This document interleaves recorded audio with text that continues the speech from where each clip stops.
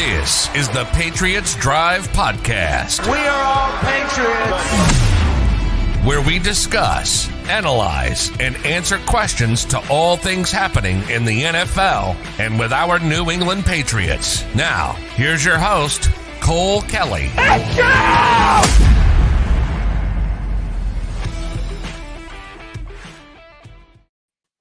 Welcome into another edition of the Patriots Drive Podcast. Not a whole lot of news, not a whole lot of signings for the Patriots, but we're going to touch on the few that they have made so far, touch on an offseason plan that the Patriots can follow to continue to kind of turn this thing around. They started that off with a move that we'll touch on first, re-signing Trent Brown, but there's still hope for this offseason. It hasn't gone how we wanted. This is the time where Bill Belichick usually thrives. That second wave of free agency when people didn't get the contracts they were expecting, and maybe they'll settle for less. Maybe they'll come join you for a year, couple years, prove a deal, whatever that is. There's still plenty of talent out there that the Patriots can sign. Will they? We'll find out, and that's what we're going to be talking about today. But I'm here with my co-host, Chase Campbell. How's it going, Jace? Yeah, it's going good. Got my popcorn ready. Yeah, get it ready. There's so much to talk about, right? Patriots fans are definitely excited. But no, I agree with you. I think that maybe you saw some overreaches, some deals that a lot of people might consider overpaying or bad contracts. You can think of the Christian Kirk one right off the top of your head. I hate having Von Miller in the AFC East, but I think a 6-year deal for him is a little bit too much, more than I would feel comfortable giving him. But now you're going to get these second wave of free agents that, maybe they held out for one way or another, or they just didn't get the contracts they wanted. And like you said, this is when Bill thrives. I mean, you look at the Ty Montgomery contract. I think he's a dude that New England can utilize in special teams and on offense in unique ways. And they're getting him for very cheap. Trent Brown signs a very team-friendly contract. Terrence Mitchell, not a big splashy signing by any means, but he's a guy that, with the way that our cornerback room and secondary is looking, probably can come in and make some waves early on, especially in training camp. So I think that you're going to see a little bit more momentum. I don't know if there's going to be that splash of a signing like we saw last offseason, especially, or if New England's going to go out and get Bobby Wagner and OBJ. But I expect them. I don't think they're done by any means. Yeah, I don't think they're done either. They still have plenty of holes to fill. Now, if they are done for some reason, if this is the roster that, which we know this isn't the case, but if this was the roster they're putting out week one, I'd be very concerned. I still am concerned. I'm a little less on the ledge than I was last week when we did this, and I was pretty concerned then. I still have my worries. Re-signing Trent Brown is a huge deal in my eyes. I think that solidifies that offensive line a little bit more. I still think they need to add at guard. I still think receiver would be nice. Corner's an absolute need, but there's ways they can do that still, and we'll touch on that coming up here in a second. But yeah, they made a couple signings. The one thing, like you said, I think the Von Miller one, which 6 years, when I saw that, I was like, that's a long time. But Rappaport reported that it's basically a 3-year deal, some void years, some options. I don't really know how that deal is structured, but it sounds like the Bills are getting Von Miller for at least 3 to 4 years in his last good years that he's going to have. So that's unfortunate. That's not great. What concerns me is you see everybody else making moves around us, but the Patriots not making a ton of moves. Like the Dolphins just signed offensive tackle Teron Armstead to a 5-year deal worth up to $87.5 million, including $43.37 million guaranteed. So they got offensive line help. They've signed a couple different offensive linemen. They signed a guard earlier, wide receiver, a couple running backs. The Dolphins are getting better. If Tua has more talent around him, maybe he's going to be better this year. The Bills are getting better. The Jets signed some people. Not that I'm super concerned about the Jets. I think Jamison Crowder for the Bills was a kind of under the radar signing. If he can stay healthy, I think that's a good Cole Beasley replacement. Crowder's been pretty good for the Jets when he was healthy, so I don't love the Bills getting him either. So I am still concerned. But let's touch on this first one. So the first big signing the Patriots have had so far in Trent Brown. And what did you think when you saw him re-signing here? Yeah, obviously this is the one that I wanted to keep in-house the most, other than J.C. Jackson. You look at Trent Brown, when he's been on the field for the Patriots, he's phenomenal. And his size alone, his athleticism, he's a monster to have. And then you see the terms of the contract. I was hoping we could have locked him up for longer than 2 years, honestly. But then you look at the structure of it, $4 million guaranteed, 24 or $22 million over the 2 years. Very team friendly. I'm not mad about it at all. If I had to nitpick, I'd say I'd love to have Trent Brown here for 3 or 4 more years, but that, is probably going to have more money tied into it. This way, Trent Brown has incentive-based salaries. So if he's not on the field like he was for a majority of the season last year, we're not paying him, like Cole mentioned before we came on air. So it's a great contract for Patriots fans, and this is the stuff that makes Bill. Like, we're so hard on him, and I think that there's, give or take. There was a couple moves that I still am scratching my head about. Shaq Mason standing out. Whether or not New England fans wanted J.C. Jackson back or not, I wanted him. But you look at this, you say this is a team-friendly deal by a top 10 tackle in the league when he's fully healthy. And I think that this was a home run re-signing by the Patriots, especially with how depleted the offensive line has gotten. Yeah, and I don't mind the 2-year deal. I'd much rather the 2-year than a 1-year, because Isaiah Wynn, his deal is up after this next season. So you're not going to be looking for 2 replacement tackles. You'll still have Trent Brown there if you want him. I don't mind the 2 years instead of the 3 or 4, just because of his injury history. If he proves after this season that he plays a full season healthy, then maybe you can extend him another year or do whatever you want to do with that. But he also hasn't played a full season since like 2018, something like that. So I don't mind it. I think it's a very team-friendly deal. I think he clearly wanted to be back here. I'm surprised he didn't go to Seattle after all the reports that said they wanted him badly. He wasn't leaving there that night, whatever. But I'm glad he's back. I think it's structured well for the Patriots, like we talked about before. $4 million guaranteed. They can move on from him next year if they need to, if he has another really unhealthy season. If he doesn't play, he's not getting paid. If he plays a lot and plays well, he's going to get paid $11 million a year, which he's worth. If he's fully healthy for the full year and plays well, he is worth $11 million a year. So I think it's a great deal for the Patriots. I think worst case, $4 million guaranteed. He's hurt the whole year, whatever. You cut him, move on, whatever. It's not bad. This contract could be a lot worse. There could be more guarantees if he's injured, stuff like that. So I think the Patriots lucked out. I think it's a great deal. I think it solidifies that tackle spot a little bit more. Now you have both your tackles, presumably for the year. Now you just need to find a guard. Now you need somebody on the interior. But overall, I thought it was a great signing. Now that position isn't as scary. Now Mac has 2 tackles and his center and a right guard, and now he needs a left guard, or maybe Wynn who plays left guard and they need a right guard. So I feel a lot better. I don't feel like Mac Jones is going to be Joe Burrow running around getting crushed every play. If they get that guard, fill that last spot, I'm going to feel real great about the offensive line. Yeah, and I've said this before if you guys have watched the show, and I know Cole's heard it before, but I would rather see Isaiah Wynn move inside to guard and then put another year into him at tackle. I really think that maybe it's the change of scenery. Maybe it's something.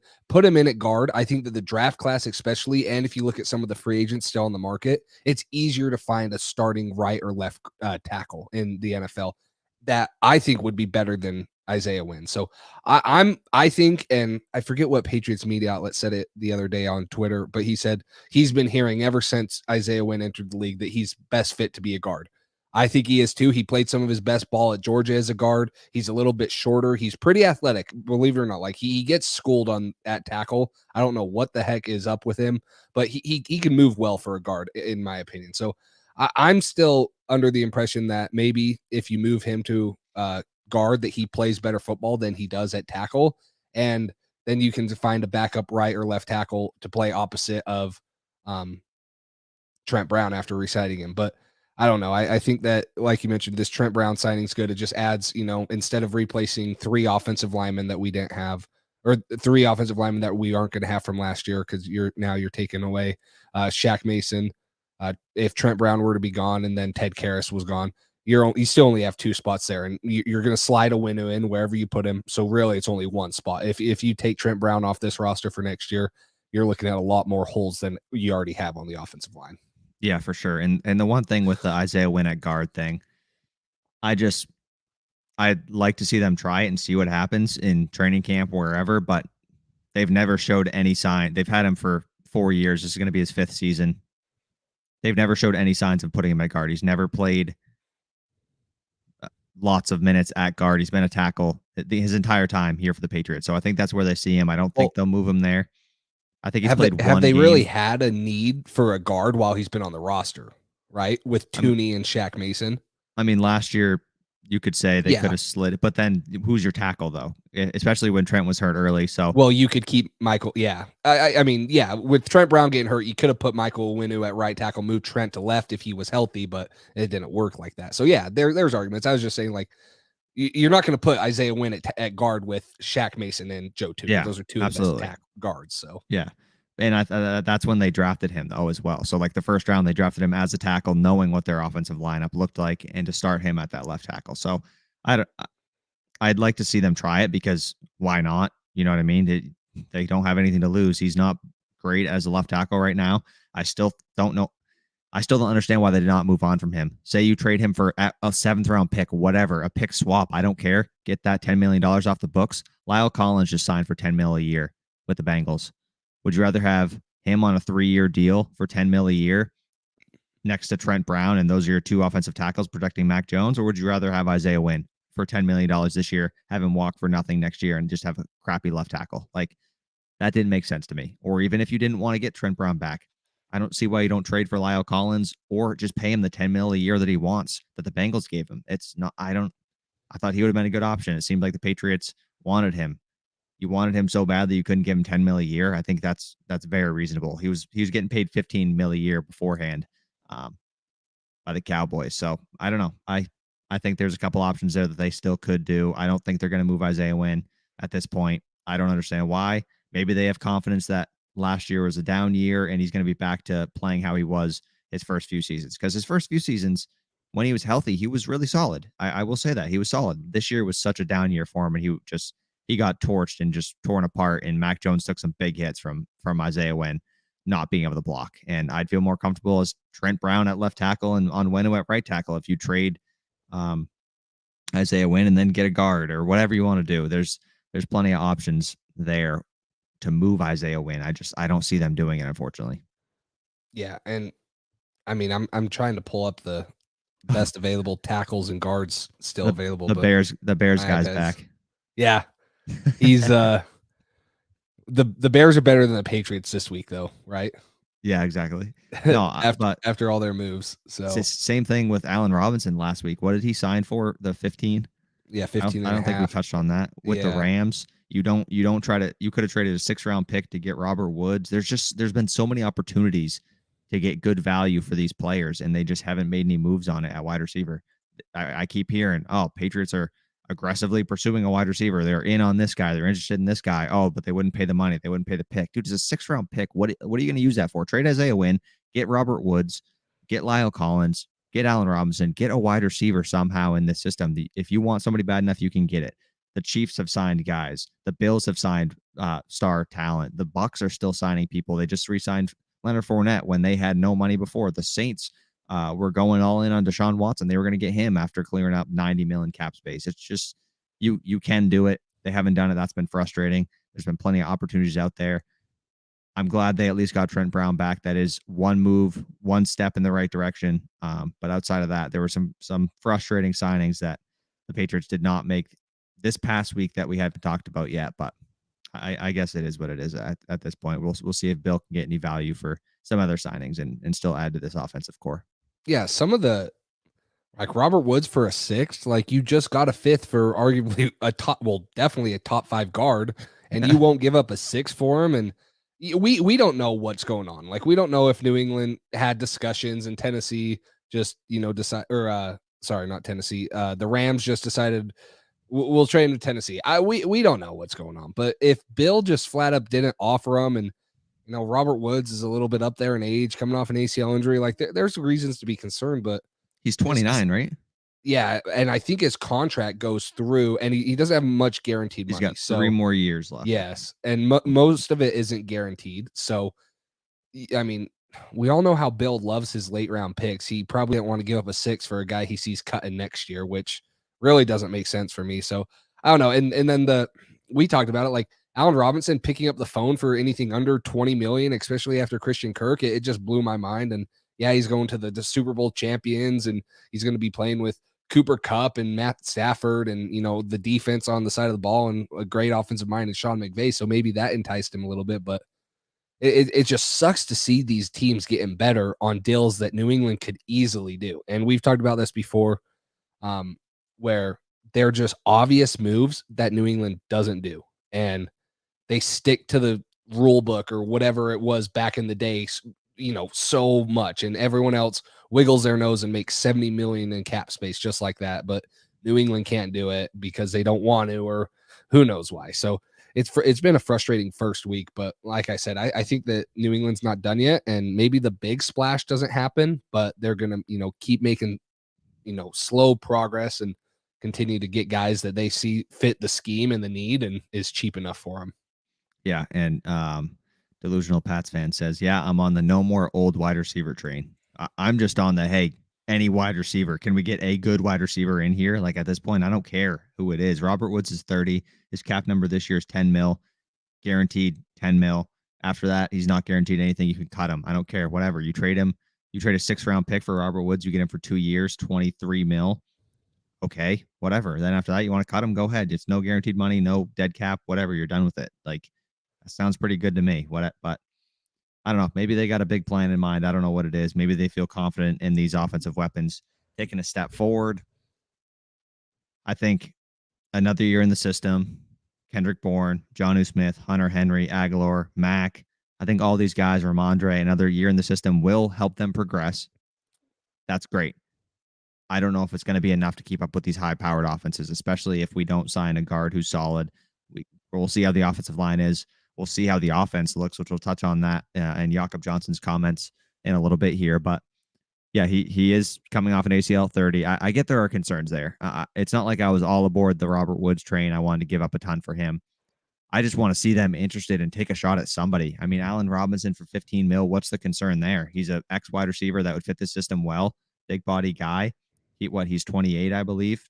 Sign him for a 3-year deal. If you gave him the same contract as the Rams did, why not? You know who else is 30 coming off an ACL? Odell Beckham Jr. And I don't know many Patriots fans that wouldn't take Odell Beckham Jr. for the right price. After what he showed with the Rams last year, I would take him. Yeah, it's a risk, but I'd take him. And he's probably going to miss the first couple months of the season, but you sign him to a 2-3 year deal, balance that cap out for what he's going to be missing this first season, or even pay him for it. I don't give a crap. Get him in here. Get him in the building. Judon's tweeting at him. OBJ replied. That'd be great. Odell, Kendrick Bourne, Jacoby Myers. I would love that. Odell would fit good in this system. He's wanted to be here forever. Bill's been interested in him multiple different times. He's coming off an ACL. It's a little concerning, but hey, he's not going to be expensive like Allen Robinson. So maybe Bill says, hey, it's worth the investment here, worth the risk for this price. I still think he's going back to the Rams. I think the longer he sits out there, maybe even the more likely it is, because he could just be training at the facility saying, hey, yeah, I'm going to be back here. We'll figure something out. I'm just going to focus on getting better right now, and we'll work out the details. So I don't know. We get a question here. Wilkerson flashed at receiver and still got benched for a healthy Harry. Do we trust the coaches? That's tough because, I mean, Wilkerson had his 2 touchdowns against the Jaguars. It was also a situation where I think it was the second to last game of the year. The next game was Miami, which they wanted to run the ball. And also I think Wilkerson couldn't, if he was called up again and we brought him back down, he would revert, or he would go to waivers or something like that. So I think it was a situation like that. I don't think it was fully just, they sat Wilkerson and they put Harry out there just because for some reason. I like Wilkerson. He's had trouble with drops. He's not as big as Harry, can't block as well. Not that N'Keal Harry can do anything but block, but it's not like Wilkerson was our number 1 receiver or some super, super talented guy that flashed and then we just sat him on the bench for no reason. It was related to that situation, I think, but go ahead. Yeah, no, I think that this year, Wilkerson, get another camp in him, keep seeing how he progresses. He's got good size on him. We've seen he can run vertical routes. He can catch it better than N'Keal Harry can, but we saw him in the preseason drop a perfect throw by Mac Jones, one of the first games Mac Jones was in Washington, right in the breadbasket. So it's not like Christian Wilkerson is an undrafted gem that New England just found and he's going to come sign these things. He's going to take a while, and yeah, he might have more potential than N'Keal Harry, but I don't know. I just he hit 2 touchdowns against the Jaguars. One of them comes off a trick wide open, right? And I'm not bagging on Wilkerson or Harry because I don't see any of them coming in this year and making a big impact. They can come in and be guys like they can have a touchdown or two. Wilkerson might have more yards and more catches, but I don't know. I don't think either of them were, a big answer to the offensive needs, especially last year. I think one thing that's kind of underrated so far is that Gunner went to the Steelers. I think Wilkerson's a guy who was working on special teams a lot during training camp, trying to work with Slater, get reps in there. So maybe he finds himself in that Gunner role where he contributes on special teams in his wide receiver depth to be on the active roster. So I think that's a spot that we can see if Wilkerson continues to progress and if he works on maybe returning punts or contributing on special teams somehow, filling the Brandon Bolden role, just something, some impact on special teams. I think if he continues to do that, refines his route running, gets his hands a little bit better, I think he could have more of a role in this team next year. I think he could fill that Gunner role and then contribute at the wide receiver spot a little more than Gunner did, because he was basically just, when Gunner was out there, he's not doing anything, you know what I mean, at the wide receiver position. So I think you could get more out of him than you got out of Gunner in that sense. Yeah, he let's see, he had 8 snaps on kickoff return, 2 on punt return, and 5 on kickoff last year. So very limited special team snap. I mean, 95% of his snaps, 55 of his 64 total snaps this year came against the Jaguars. So, I mean, you're looking at, and like you said, the way to make it on this New England roster and get playing time, you look at it with Julian Edelman, look at it with guys, it's special teams. And I'm not saying that he can't make it on special teams. I think he could make it as a gunner. We're obviously going to need a punt returner. A lot of people think that Ty Montgomery can return punts. He hasn't returned a punt like his whole career. So I don't know if Bill's going to throw him back there and trust him to be a punt returner right away. Maybe he can work into that role, but Christian Wilkerson maybe can fill that and be the new gunner and then find ways to get on the field and continue to make plays when he gets his number called like he did against Jacksonville. So that's all it takes is this guy. I think he should deserve a chance. I think it's going to be big to see him in fall camp or fall OTAs, mini camp, especially if we don't re-sign another receiver. He would have to be a guy to step up. And, both of us want to see N'Keal Harry traded, get his salary off, get something out of it. Maybe it's a 7th or 6th round pick, but, go ahead and get him off the books and, let a guy like Christian Wilkerson, who's shown potential, come in and compete for his, down the line depth piece.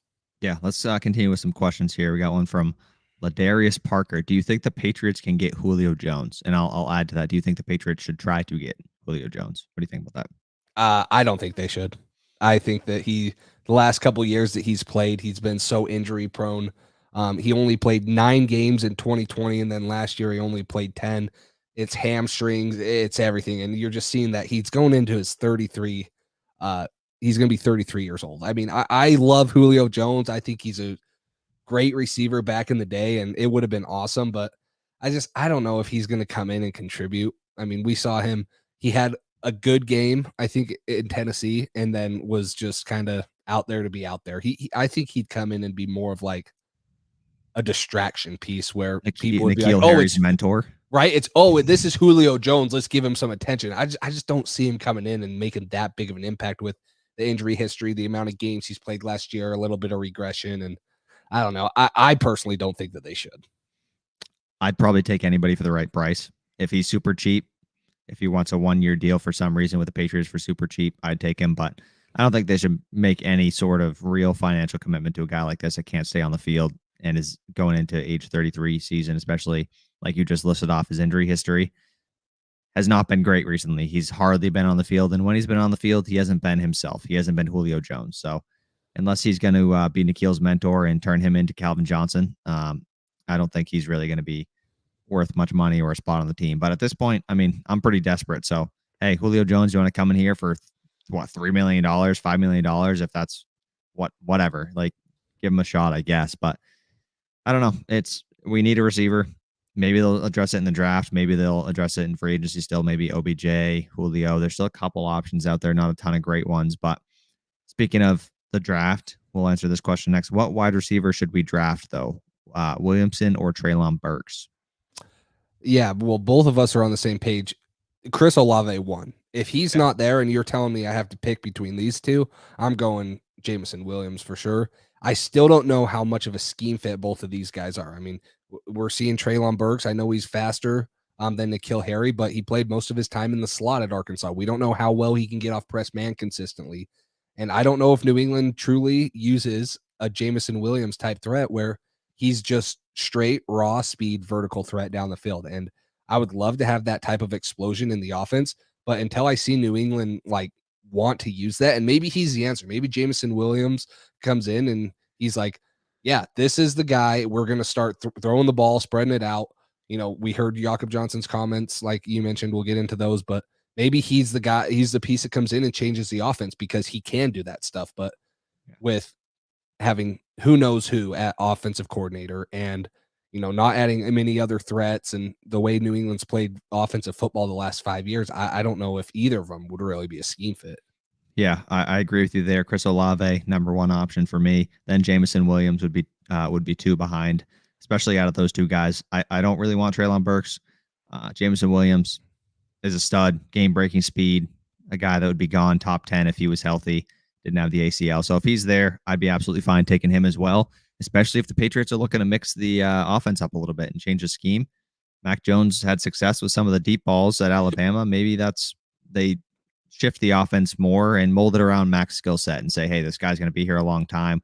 We like what we saw from him last year. Maybe we can change things up and mold it to his skill set. So that'd be interesting to see what they do there. Olave, obviously, we've talked about him a ton. He's a stud, great route runner, deep, intermediate, short, anywhere on the field. He's great. So I would love Olave. Sticking with the wide receivers real quick. Who do you feel would be a good wide receiver so far? That's still in free agency. We just kind of touched on that, but like we said, Odell, I think would be both our number one options, right? Yeah. And then outside of that, a couple guys that are that I'd be willing to take a shot on. Will Fuller. I know injuries. He played like maybe one game, maybe not even a game for Miami last year. If you give him a 1-year deal similar to the one that that Trent Brown just signed, tied to playing time incentives, and you give him low guaranteed money, I'd be fine taking a shot on Will Fuller, deep threat receiver, speed guy.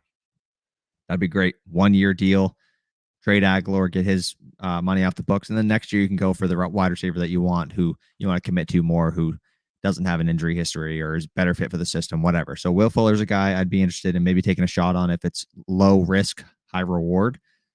We'll see what he wants to do contract-wise. And then Marquez Valdez-Scantling is still out there. Maybe his price has dropped from when it was a couple weeks ago or a week ago, whenever it was, when they were talking about $12 million a year. I know the Packers still want to get him badly, especially after trading Devontae Adams, which I don't think we've been on here since any of those trades.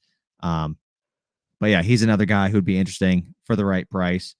I could see him having some sort of impact. I think it'd be similar to Nelson Aguilar a little bit, but maybe they see him as a better fit in this system.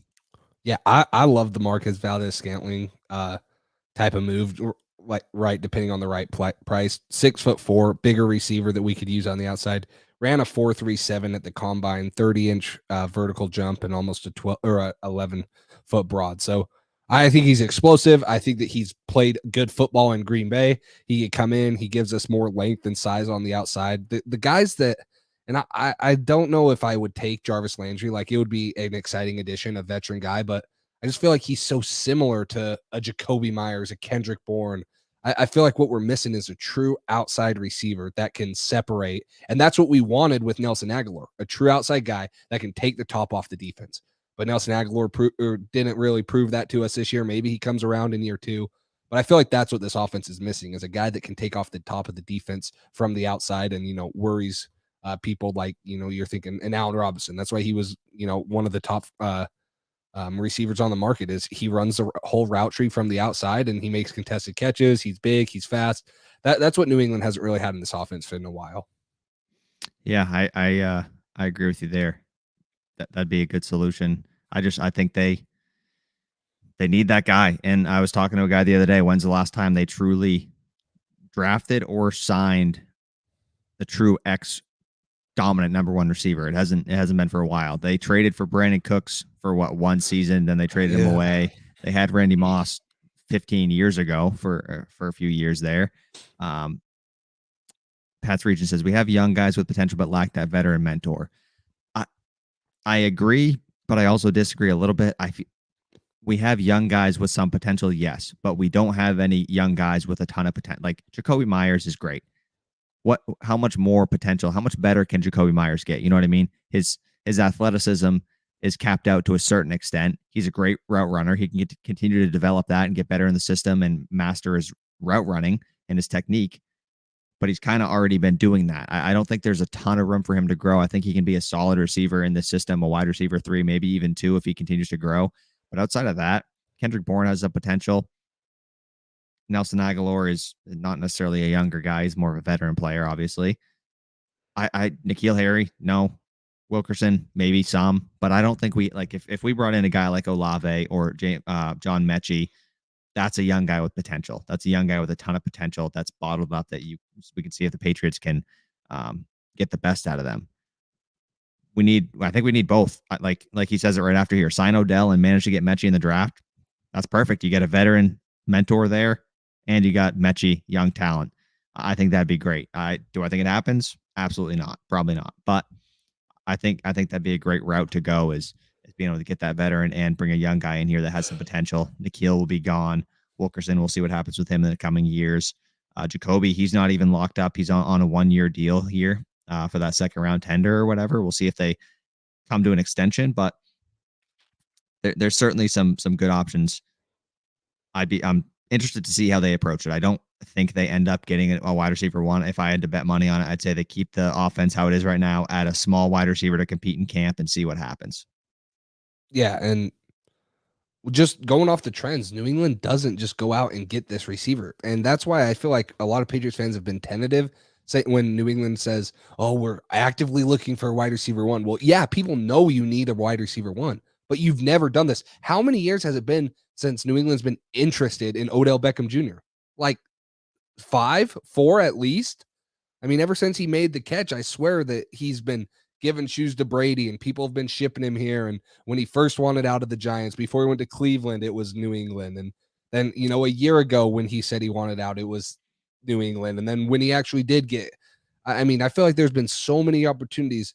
New England could have probably went out and traded for Julio Jones last year too, like Tennessee did. I don't know if it would have been worth a second like Tennessee gave up for him, but they could have went out and traded for these guys. So I don't know. I think that's why Patriots fans get so frustrated. There's been opportunities to go out. There's a comment in here, we should have got Woods. Yeah, I don't know many Patriots fans that wouldn't have given up a 6 for Robert Woods, an established receiver that, can come in and make an impact right away and is coming off an ACL injury. And like you mentioned, no guaranteed money. You can cut him after year 1 if he's not very good and he doesn't fit the scheme.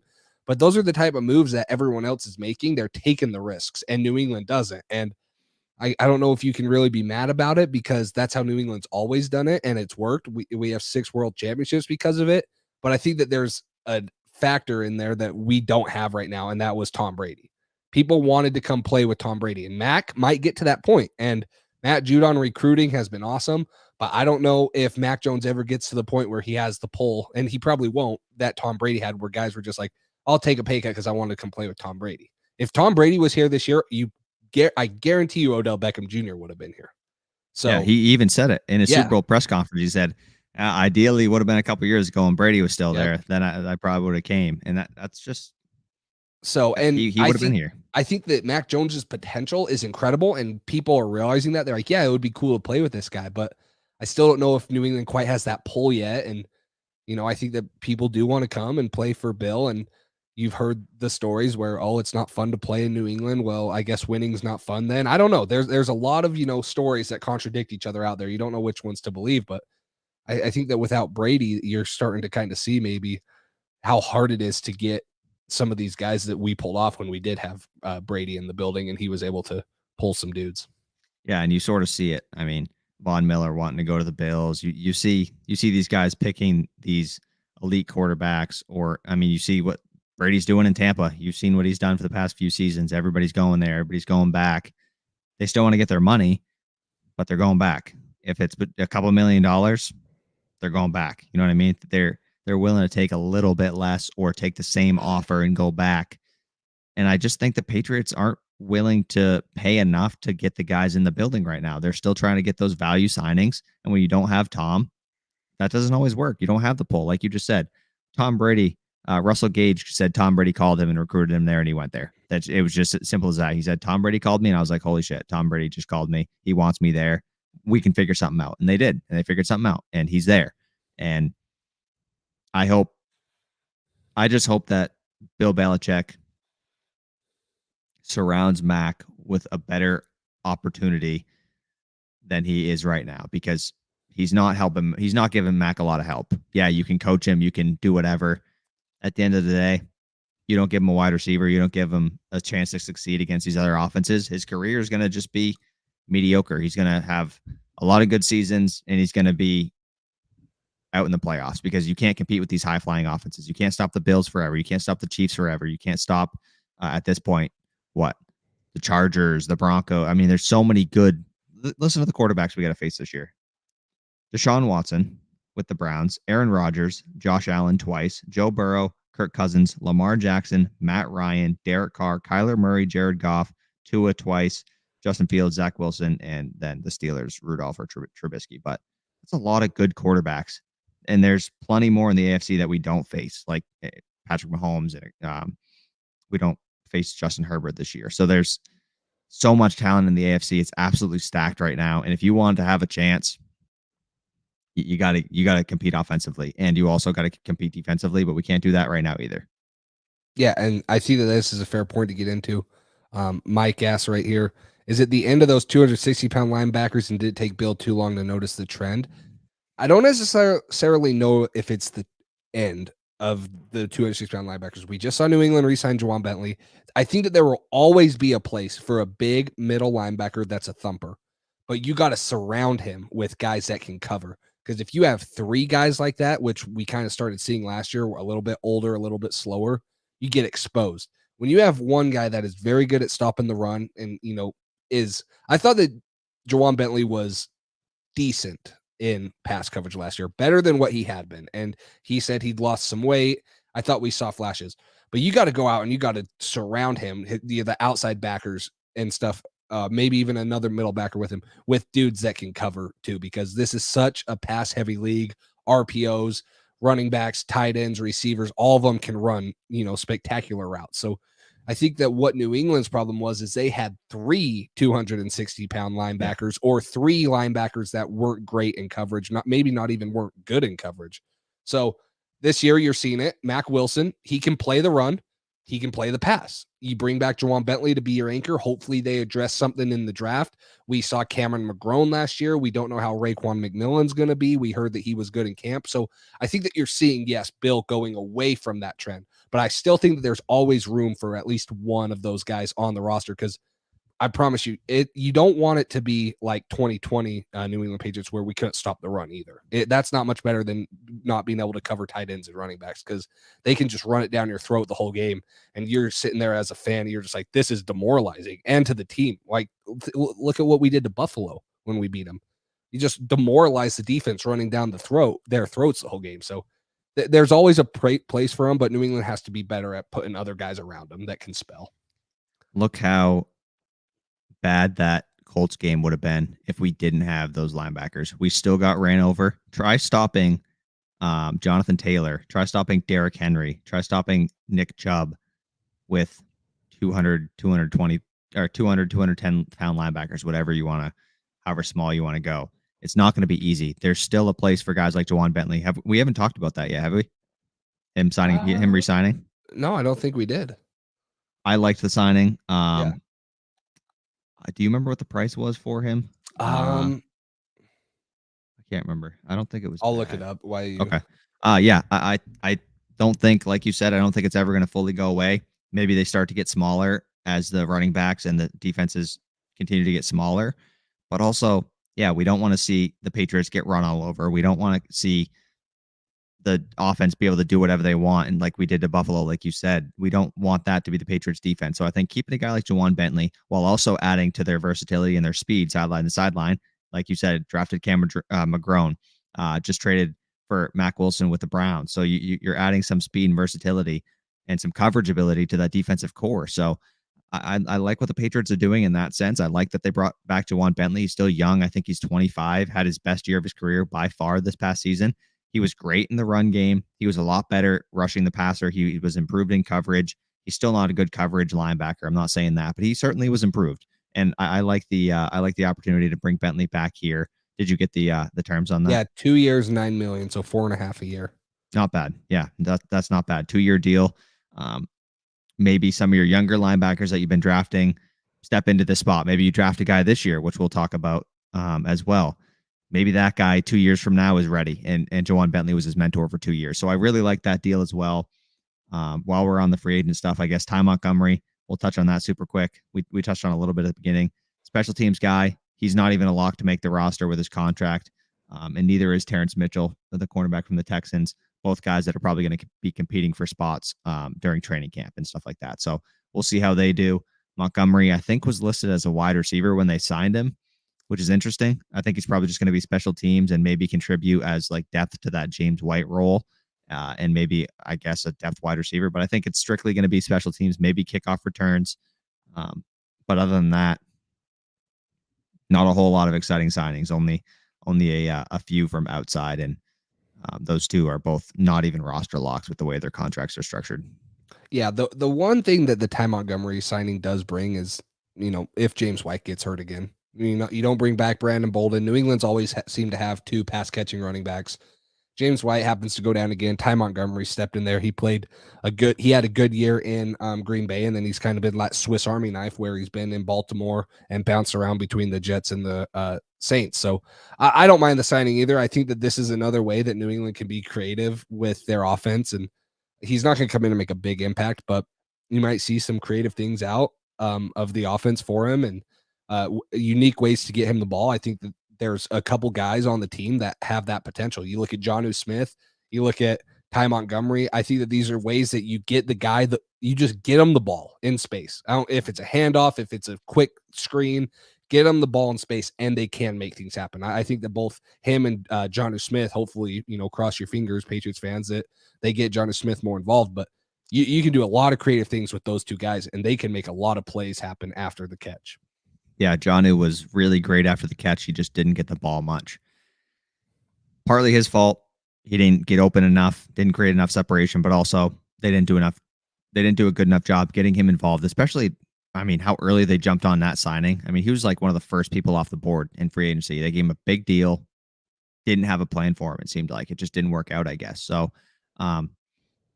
touching back on the linebacker thing real quick, I would love Nakobe Dean, but he's small, similar build to Duggar, so I don't think Bill goes for him. That's pretty much exactly what we've both been saying. Nakobe Dean was extremely talented, a little too small. He's got the Duggar build. Duggar already plays a lot of linebacker. He's in the box a lot. I don't think they're going to draft Nakobe Dean. I think that's redundant. I think they could use that first-round pick on a corner, wide receiver, anything like that. Trade back, get a linebacker in the second, a wide receiver in the second, corner, whatever you want to do. But I don't think Dean is going to be a scheme fit here for what the Patriots want to do. I think he's kind of redundant to what they already have. And then when they had Fournette in for a workout, I was thinking, how long is Damien going to be here? And that's a good question. And I was wondering the same thing. I figured we're not signing Fournette. We're not going to give him the money he wants. It's a leverage play, which is exactly what it was. The Bucs ended up signing him the next day, and he got the money he was looking for, I guess. So, but it's a fair question. They hardly ever give running backs second deals. They like to keep fresh in the rotation. They just drafted Rhamondre Stevenson. Damien Harris is on the last year of his deal. I think he wants to be back. Will the Patriots pay him? I don't know. He's going to have to take a discount probably if he wants to be back here, is my assumption. I think he might be willing to. I don't know if he'll be willing to take as much as the Patriots want him to.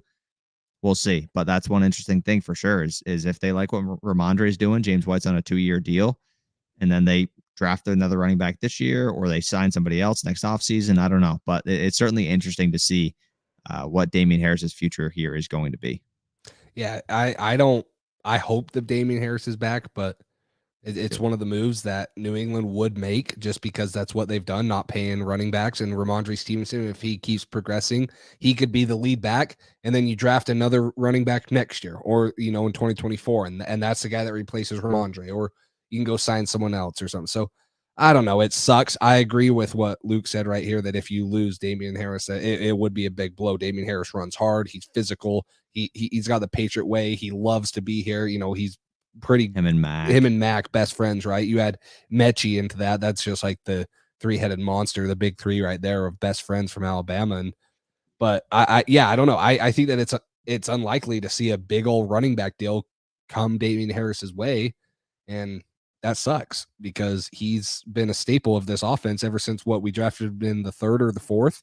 I don't think anyone would have thought that he would have been as good as he is now, and that's kind of the same thing with Rhamondre. And it's to the point where NFL is going away from taking these first-round running backs. Is they're like, the amount of time that running backs spend in the NFL with their usage and how hard it is to play the position it's not worth a first-round pick because they could be out of the league in 4 or 5 years. They might not even make it to their second contract. So I think that New England keeps following that trend, and maybe you do see, Damien Harris out after next year because he wants, to go chase that money, and New England just doesn't give it to him.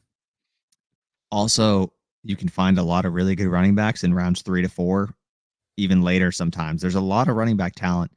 You don't see them taken in the first round very often. You see a lot of the good ones fall into the second, and then you can find some talent in the 3rd and 4th as well. And we've seen the Patriots do that multiple times now with Harris and Rhamondre Stevenson recently. So I could see them doing that again, maybe this year if they feel like they want to do that. Bring in some competition, see how he does compared to Harris, see if they like him in the building, and go on from there. I would love to see Harris back. I hope he's back. It's just Bill does what he wants to do sometimes. He has his ways. He has his things that he usually does, and he doesn't always stray from those unless it's a specific situation. And maybe that's Damien Harris. Maybe he loves the chemistry he has with Mac. Mac's going to be pulling for Dame to be back. Damien wants to be back. You know that. Like, Damien Harris is also an extremely hard worker, has a great relationship with all the coaching staff. It seems like he works hard, says all the right things. He's a Patriots media cut type of guy. He's doesn't say more than he needs to, says the Patriot lines, and I think he's a good fit here. So I would hate to see Damien Harris go. He has had some injury concerns here and there. He's a tough dude. He deals with a lot. He plays through a lot, but he also has missed some time with injuries pretty much every year. So that's another thing to keep in mind, I guess. Yeah, and going back to the draft, and you hit on it. There's a couple running backs that I really like this year in the draft class late, and I don't know if New England goes running back because I think that there's still a lot more. I mean, there's always, you can bank on New England, especially with how thin the offensive line is, probably going a late or a tackle or a guard in the middle rounds. You got to get a linebacker or a corner. Maybe they do get a receiver because it's super deep and they like a guy. That they could use an edge rusher, another young one. Winovich is out now. If Ronnie Perkins and Uche don't come along, you could always use another rusher. So there's guys in the, I think that will be there in the 3rd and 4th. Isaiah Spiller out of Texas A&M, Dalvin Cook's brother out of Georgia, James Cook.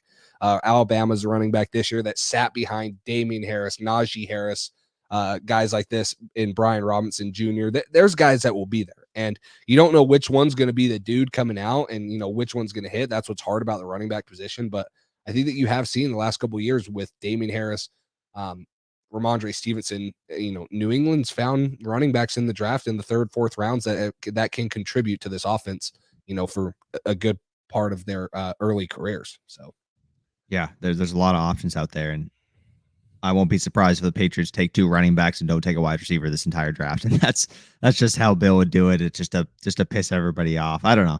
I hope we go receiver. I think there's a chance they go running back. I think, like you said, they're definitely going to take a guard or tackle late. They always seem to do that.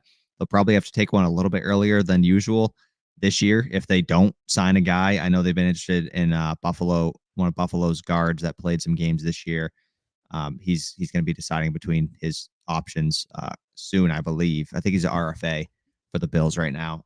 So he's one option. If they sign him, I'll feel good about this offensive line. Is it Daryl Williams? I think that's who it is, right? For Buffalo. Yeah. Yeah. He is a restricted. So we'd have to sign. He'd sign us an offer sheet, and if Buffalo doesn't match it, then we could pick him up. Yeah, exactly. So that's one thing. If he signs with the Patriots, that's good. Then you got your guard, and then maybe you just look for depth in the draft and look for a guy to hit maybe later in the draft. So that'd be good. I'd like that. Then you wouldn't have to use an early pick in the first 3 rounds on a guard or a tackle or something like that, depending on how you want to move around the O-line. So kind of talking about that draft real quick. We've talked about this in a couple previous ones, but we can kind of do an updated one now. Who do you think the Patriots will draft in the first round? Yeah, and until New England goes out and signs guys that are going to contribute right away, I think the most likely thing is they trade back. Whether it's late in the first or early in the second, then, if you're talking, I think corner's got to be up there. You got to look at, if Andrew Booth's available at 21, that would be a guy that I'd like. Kiar Elam has length. I think that he'd be a trade back guy that hopefully you could grab, maybe early second, late first. For sure, you could get him there. I think all Patriots fans would want a receiver. Our favorite one, draft crush, that we've said throughout this whole podcast, Chris Olave. Jameson Williams is exciting. But the thing is, for me, is the cornerback depth is not nearly as good as the wide receiver or linebacker depth. That's why I lean towards cornerback with our first pick, wherever that is.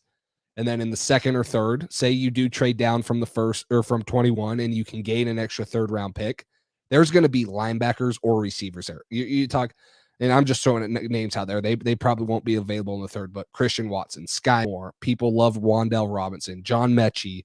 Yeah, there's a lot of second or third round receivers that I would love New England to take. Same with linebacker, Troy Anderson, Chad Muma, Channing Tindall. There's guys in the second or third round in the linebacker and receiver group a lot more than the corner group. That's why if we stay at 21, I lean cornerback, but I'm still fully on the train. This is maybe the first year in my life that I 100% understand a trade back scenario.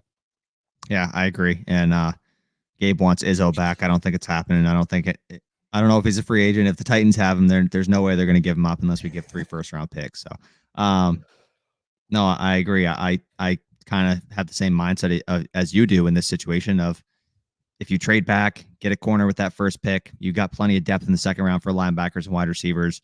Obviously, if we take Chris Olave at 21, I'm going to be absolutely thrilled. I'm not going to be mad at that. But we need corner and we need it bad. But if they don't like anybody early and you trade back, I'm absolutely fine with that. Take Kiar Elam late in the first or early second if he's there. Then take one of these linebackers that we love that's bigger but can still move around and has a mix of that size and speed. A guy that could take over for Bentley in the next couple seasons. So I would love that. And then a wide receiver. Outside of that, maybe there's a couple corners in rounds 3 and 4, depending on where Kobe Bryant goes, and then Josh Jobe. Safety is something they might have to address soon. Devin McCourty's on another 1-year deal. You don't know if he's going to retire unless Josh Bledsoe is going to be your starting free safety, or Jalen Mills, or you're going to move Duggar or Adrian Phillips there. You're going to have a plan for free safety as well. So I think that's something that maybe is a sneaky need that people haven't paid enough attention to. So we'll see if the Patriots feel the same about that, or if they want to draft a guy or sign a guy next offseason if they think Devin McCourty is going to be done. So there's a lot of needs. That's what's frustrating, but there's also still a lot of good players. Is there anybody else on the free agent market currently outside of like the wide receivers that we talked about that you think the Patriots should have their eye on, or you've been looking at? Guards obviously entice me now. I think you talked about it. Obviously, Darrell Williams is a guy that's been rumored here. I think you add a veteran guy to the offensive line. I'm always scared with rookie, you're not going to hit a Michael Wynn every year. And unless you get a top 5 or top 10 pick, I just like Evan Neal, guys like that, they're going to come in and they're going to contribute right away. I don't think New England can bank on a 4th or 5th round guy like Michael Wynn coming in and being a stud. So I'm always in the market for, especially with how our offensive line is looking, getting a veteran guard or tackle. And I'm not talking 33, 34 years old. I'm just, 8-year veteran in the league that's maybe 29, 30 years old. The other ones I'm looking at, obviously we need to add another corner. I don't know how I'd feel about Malcolm Butler coming back. I think that obviously when you look at the Patriots track record, like they developed him, he went and chased the money. He could come back and be something. You never know. I'm not doubting the Patriots on getting Malcolm Butler back and making him into something. And I think he could come in. He knows the system. He can play man coverage. We know the only thing that worries me, he's still undersized. He's not the biggest corner. And do you really trust him and Jalen Mills to win you enough football games and, lock down Stephon Diggs twice a year? So I look at some of those guys and they intrigue me. I think that they're going to come in if New England does sign them, and they're going to obviously jump in and be able to contribute. But I just don't see how this team can be on paper better than what it was last year. Yeah, I agree. There's not a lot of great options. Maybe Gilmour makes a return, comes back for cheap for 1 year. No. I'm honestly not against it. I know it ended ugly, and I don't know. I don't think it even ended that. Like he made a comment about he doesn't love how they handled the injury, but I think Gilmour's a guy that you give him what he's kind of asking for money. I think he'd come back. Yeah. Isn't Butler retired? He retired, but he also just came for a visit. He unretired, I guess. So we don't really know the situation. The visit wasn't officially reported on the transaction wire or whatever it was. So I don't really know what the deal with that is. Maybe it ended up being just a rumor, but apparently he was in the area and was reported for a visit. So we'll see about that. Gabe's arguing with guys in the comments about Izzo. Gabe, get out of here. I love it. Just kidding. Speaking of Gabe, Booth, Olave, Jameson are the only guys I realistically could see being there at 21 and 110% think we couldn't pass up. Otherwise, trade back, in my opinion. The only other guy I'd add to that is Jordan Davis, which we feel differently about. I love Jordan Davis. But, yeah, if Booth, Olave, and Jameson Williams are there, or Jordan Davis at 21, yeah, absolutely. Or if a guy if one of the top corners falls, or one of the top tackles or something like that, and you love them, then okay, yeah, I'd be okay with that as well. But outside of those guys, I think trading back is going to be definitely a good option as well. Yeah, there's been crazy mocks with Stingley falling to 21. I don't see it happening. He's still a top 10 talent, and he's struggled, and he didn't test incredible. I don't see Davis either sliding. Yeah, I don't see him sliding. But the thing about me is, like, can New England really justify taking Jordan Davis 21 overall with the holes that they have? I don't know. You're telling me that guy can't play corner right now? Yeah, I'm telling you that. Dude, there is actually, there's this thing called the RAS score. It's I have it pulled up right here. Raw athleticism. Yeah, raw athleticism score. Yeah. And he tested better than, who was it? It was a cornerback. His RAS was better than someone's off of the combine. I forget who it was, but I was laughing so hard. It was such funny. A freak. Tell me Bill loves versatility. Tell me that guy can't play corner right now at 340. You guys thought 260-pound linebackers were bad. Wait till you get a 340-pound linebacker. So no, I've seen Josh mention this a little bit more. He's talking about James Bradberry. He would be a trade candidate. Another one that I like that was just cut. And like I said, he's going to be a 1 or 2 year deal. Jackrabbit Jenkins, 33 years old. He comes in. He's a veteran corner. He at least has experience. And if you draft a guy, let him develop under, him and Jalen Mills, and it's not going to be a big contract, but it's a guy that I'd feel comfortable at least coming in. And, he knows the ropes of the NFL. He's played. He has a track record, whether it's been good some years or bad. He's a guy that maybe I look at along with James Bradberry, but I don't know. I would be so hard pressed if New England got a 5th for Shaq Mason, then had to give up a 4th for a James Bradberry. I don't know why, but that just the return on that would be like if you're talking a 6th or a 7th for Bradberry, yeah, pull the trigger. But now Patriots fans got to look at everything in the essence that we got a 5th round pick for a top 5 guard in the NFL. Bill just loves getting finessed in trades. If he doesn't want a guy, if he thinks we should trade him, yeah, I'll take a 7th round pick. I don't really care. We'll just get this guy off the team. Like, that's it. Yeah. Like, that's what he says. And then he's like, yeah, I'll give you a 2nd round pick for Mohamed Sanu. Absolutely. Right now. Like, what are we doing? That's it? I was going to give you 2 first, but okay. Yeah, I was going to give you Tom Brady, actually, for Mohamed Sanu, but that's all right. No, I hate that. And light shadows, is anyone concerned with our depleted secondary and how facing players like Josh Allen, Devontae Adams, etc. means that the Pats are going to get lit up by their opponents? Yes. Absolutely. Very concerned. That is my biggest concern of this whole team and this whole offseason so far. We lose JC Jackson. We haven't really added anybody at corner unless Terrence Mitchell or whatever is going to be our savior, even though the Texans didn't want him. That's all right. I guess he's going to be the savior for us here. I'm very concerned. I mean, the AFC has only gotten better. They've gotten better quarterbacks. We just got, like we said, Deshaun Watson, Russell Wilson, Matt Ryan, all those guys added to the AFC.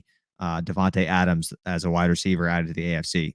Good luck stopping any of those quarterbacks or any of those big time receivers with our secondary right now. Unless our pass rush is absolutely elite, these guys are going to pick us apart. And that's what concerns me as well. You just got rid of Van Noy. So you have Judon. You don't have anybody on the other side unless Uche or Ronnie Perkins is going to take a big step up. it's concerning. And that's what we're talking about right now. That's what you got to fill in the draft. That's what you got to continue to look at in free agency. Even if they draft a guy with that first round pick and take a guy, grab a veteran, like one of these guys we're talking about, James Bradbury or Jenkins, any of these guys who can fill in for a year, 2 years, whatever it is, just to get these young guys up to speed. I still think we got Jonathan Jones, we got Jalen Mills. That's great. We still need 1 or 2 more good corners. And if we can draft a guy and get a veteran, I think that'll be enough to get us by. Maybe add a pass rusher semi early who can be the opposite of Judon. But we've taken so many pass rushers in like the first 2 to 4 rounds that just haven't worked out recently. So it's unfortunate. Our drafting is getting us in this situation where we have to pay players and we don't have enough young talent coming up that's cheap who can fill spots. If we drafted well, if we got more talented players in rounds 2 and 3 these past few years, we wouldn't be in this situation. Jawan Williams would be our number 1 corner, but he's not because we didn't draft well and he was a bad pick. Chase Winovich, Josh Uche. There's plenty of guys that just haven't worked out to what we expected them to be. And these players would be filling these roles and filling these holes that we have right now in this team. So it's unfortunate the way that the Patriots have drafted. Last year, they drafted great. They got a guy in Duggar. Duggar was great from a couple years ago. They've had some success recently, but not nearly enough. That's why the teams like Buffalo, the Chargers, I think we talked about it last podcast. The Chargers are doing so well because they have so much homegrown talent. Keenan Allen, Derwin James, Joey Bosa, Austin Eckler, Justin Herbert, all these guys are homegrown players. And you look at the Patriots, they don't have a lot of homegrown players contributing on that level right now. And that's just kind of what it is. And that's why they're in the situation they're in right now. Yeah, and this comment right here is exactly why I was firmly on the train to re-sign JC Jackson, is because the AFC East is loaded. Stephon Diggs, Josh Allen. I mean, I don't think that Zach Wilson and Corey Davis are going to torch New England, but yeah, Jalen Waddle. Like, there's receivers in the AFC East alone that worry me. Not to mention the AFC in general. Now adding Russell Wilson, keeping Deshaun Watson in there. Devontae Adams comes over here. The whole AFC in general is scary. And I think that New England got so much worse letting JC Jackson go. And it's really scary to me. I think that you look at his contract, $8 million year 1. And I know it's a lot of guaranteed money up front, but I would have pulled the trigger. I was a firm fan of that. I thought that it would have been a deal that, keeps New England at least relevant. And that's what's so frustrating when Cole talks about the Chargers making these moves, is they're able to make these moves because Justin Herbert's on a rookie contract. And New England has Mac Jones, who, when you look at the draft this year, you're telling me Atlanta doesn't regret not taking Mac Jones at pick 8. And now they're in the situation where they got a third for Matt Ryan and they're drafting, they're in the need of a quarterback in one of the worst draft classes. And who knows if they take one. But New England gets a steal of a pick at pick 15, and they don't have to give up anything. They don't have to trade up like Chicago did and give up, future assets. And they get Mac Jones, falls into their lap, and they're just going to take this year, in my opinion, and they're not going to get better. Now, they have a ton of cap space for 2023. So next year when we revisit this topic, it could be totally different. But that's what's frustrating to me, is I feel like New England's not taking full advantage of Mac Jones's rookie contract. And that's something that is a very small window for teams to do in the NFL.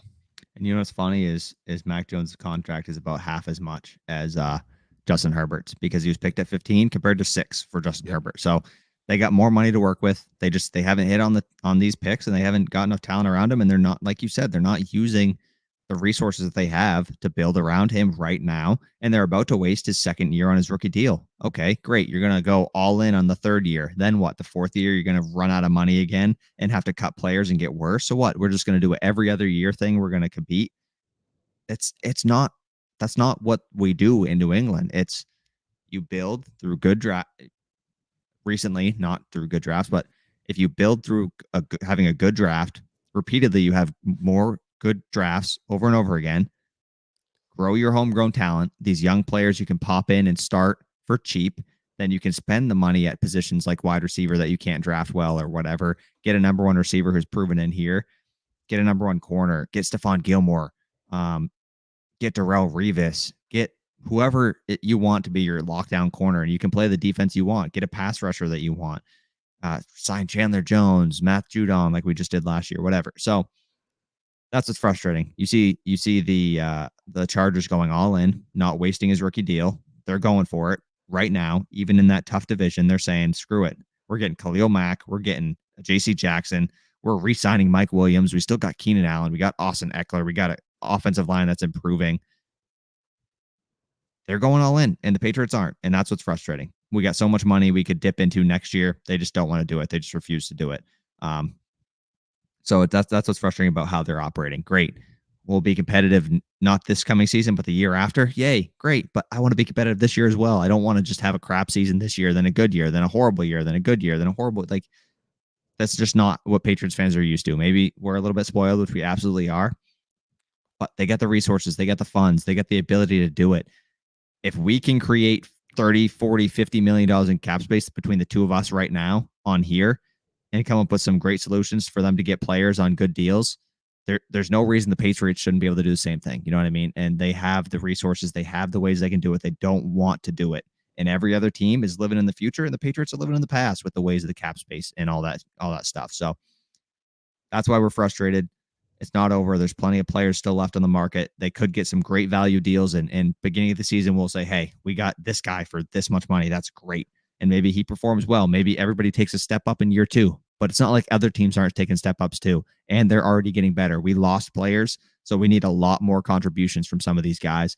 They're already going to get those contributions. Their players are going to take a step up, and their new players are going to be there. So it's just the levels of the AFC right now. The Patriots are falling to the back of the pack. They're closer to the worst team in the AFC than the best, in my opinion, right now. Yeah, and it scares the living crap out of me. But I wanted to pull up this comment. I don't know where it just went. I scrolled down and now I lost it. It was asking about what New England could realistically get if they were to trade down. Now, Cole showed me this cool. Oh, here it is right here. Cole showed me this cool chart, and I had never used it before until he showed me it. But oh gosh, what's going on? I don't know if this is going to work. Something's going on with my computer. Tell me if you can see this, Cole. You guys see this? Yep. Good. Okay. So this is something that Walter Football came up with. It's, kind of based off of draft or picks that have been traded before in the NFL draft. So how this works. New England has the 21st pick. If you look right down here, if I can highlight it, they say it's worth 800 points. Now, how this works, if New England's giving up pick 21, the other team has to make up 800 points. So let's say we trade back to pick 33. This is the first pick in the second round. That's worth 580 points. So now you look, pick 33 is owned by the Dolphins, or not the Dolphins, sorry, the Lions. So that's 580 points. Now 580 to get to 800, that's going to be 220 points that they have to make up. So now you look and say, well, maybe they have pick 70, which they probably have pick 65, but now this is going over. So is that worth it? Now there's other ways to make this up. You could get a second, you could get 100 points with another pick, say in round 4.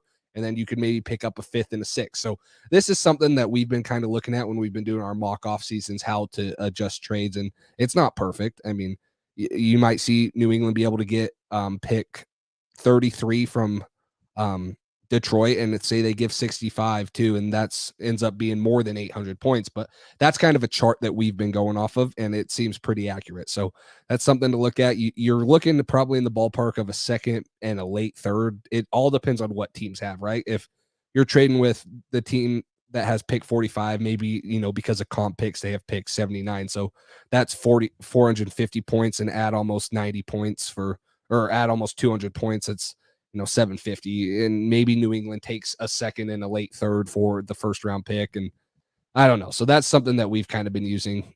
Maybe gives you an idea of what New England could get for pick 21.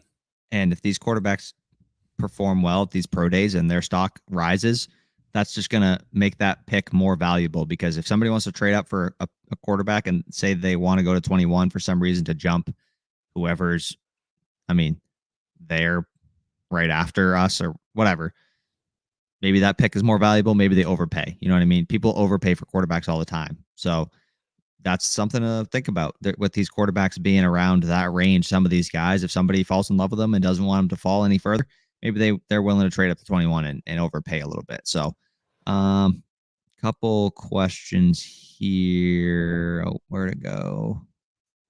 Let's see. Okay. How much better is Davis to the UConn nose tackle. Way better.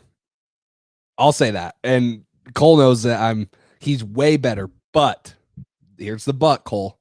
I would take value. I would take Travis Jones in the second over I'd take Jordan Davis in the first. I think Travis Jones still is phenomenal.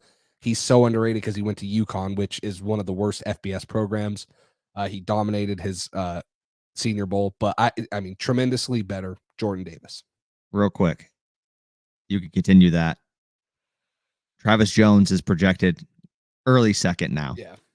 So would you, if Jordan Davis falls to 21, or you got to trade up to get Travis Jones, or trade back to get Travis Jones early second, you still make the same decision? No, I'm not trading up for Jordan or for Travis Jones. Like, I think trading up for Barmore was legitimate last year because he was projected to go to us at 15 at some spots. Exactly. But if you're trading up for Travis Jones, I think that's an overpay, especially with trading up for a second round D tackle last year. If both of these guys fall, I'd like it. They're both great players. If you're telling me we get to choose Jordan Davis at 21 or Travis Jones at 54, I think I like Travis Jones's value a little bit more because of the needs on the other side of the ball and the secondary. That's just my opinion. I think but Jordan Davis is tremendous. I think he's going to be a monster, and we've talked about it a lot. He's such a freak. I mean, he really is a freak. He's versatile. He showed with his speed and athleticism, he can maybe play more than just nose tackle. Maybe he can play right end. Maybe he can play different spots on that D line. So I don't know. I think he's going to be good. I don't think he's going to be there at 21. I don't think Travis Jones is going to be there at 54 or wherever you said we pick there in the second round either. So I love them both though. I think they're both great players. I'd be happy with either of them at either of those spots. I don't think it's likely. Watch Davis tape and combine. Dude's a monster. He is absolutely a monster. I think Wyatt is better than Davis by far. Creates pressures, start the chaos, others clean up. Wyatt's good as well. I don't know. You don't see an athlete like Davis very often. I think he's a freak. I think he's an absolute freak. It was a 4.77 combine for Devontae Wyatt at 6'3", 304 pounds. I don't know, more productive in college football, maybe you could argue.